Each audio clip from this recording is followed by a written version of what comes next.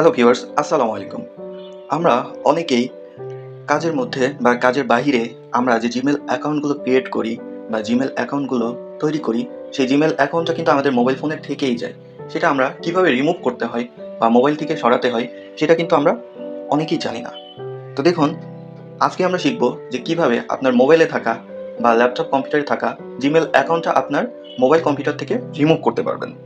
তো তার জন্য আমার মোবাইলে থাকা জিমেল অ্যাপসটাতে আমি প্রবেশ করে নিচ্ছি। তারপরে আপনারা চলে যাবেন ওপরে, ডান সাইডে ওপরে যে প্রোফাইল আইকনটা আছে, এখানে আপনারা প্রবেশ করে নেবেন।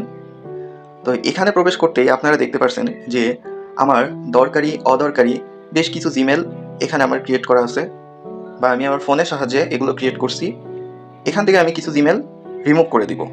তো দেখুন, আপনারা এমন একটি ইন্টারফেস আসতেই যে নিচে এখানে আপনারা দেখতে পাচ্ছেন manage accounts on this device, এটাতে আপনারা ক্লিক করে দিবেন।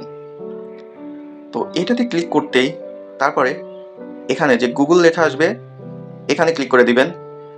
তারপরে যে আপনাদের মোবাইল ফোনের সামনে যে ইন্টারফেসটা আসবে, যে টোটাল গুগলের যে টোটাল আপনাদের মোবাইল ফোনে যে জিমেল অ্যাড করা ছিল বা সাইন আপ করা ছিল, এগুলো শো করবে। এখান থেকে আপনার যে জিমেলটা পছন্দ না, যা আপনার মোবাইল ফোনে রাখতে চান না, সেটা আপনি রিমুভ করে দিতে পারবেন।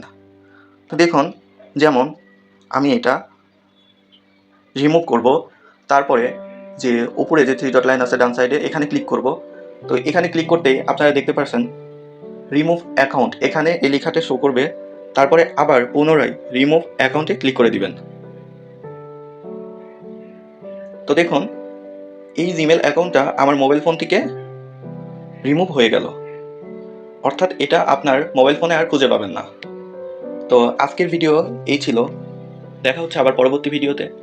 আপনারা সবসময় সুস্থ থাকবেন, ভালো থাকবেন। আল্লাহ হাফিজ।